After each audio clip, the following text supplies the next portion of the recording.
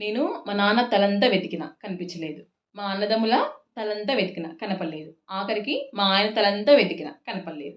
ఆఖరికి నా కడుపున పుట్టిన కొడుకు తల కూడా వెతికిన. ఎక్కడ 2 కొమ్ములైతే కనపడలేదు కదా! మరి ఎందుకు మగపిల్లని మాత్రం కొమ్ములు ఏమన్నా వస్తాయా? ఎప్పుడు చూసినా గానీ మగపిల్లాడు, మగపిల్లాడు అని టార్చర్ పెడుతుంటారు ఆడవాళ్ళని. మా అమ్మ సఫర్ అయింది. మేమిద్దరం ఆడపిల్లలేసి. అయ్యో! ఇద్దరు ఆడపిల్లలేనా అని. సో నేను సఫర్ అయినా ఫస్ట్ పాప పుట్టినందుకు. ఆడపిల్ల పుట్టింది అని చెప్పి చాలామంది చూసుకోలేదు కూడా.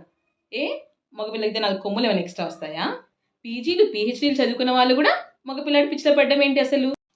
కొడుకాల అంటారు. కొడుకేమో ఆస్తులు అప్పులు ఇస్తారు. కూతురు వద్దు వద్దు అంటారు. కానీ కూతురికేమో ప్రేమని కంప్లీట్ సెక్యూర్డ్ లైఫ్ని ఇచ్చేస్తారు.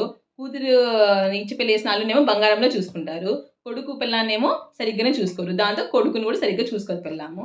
సో చెప్పండి అబ్బాయిలు, మీ మీద ప్రేమతో కంటున్నారా మిమ్మల్ని, లేకుంటే మిమ్మల్ని వాళ్ళ కోసం అనేసి ఒక ఏమంటారు సెక్యూరిటీ గార్డ్ గానో, ట్రైనర్ గానో, ఒక ఫెసిలిటేటర్ గానో కంటున్నారు? ఒకసారి ఆలోచించండి.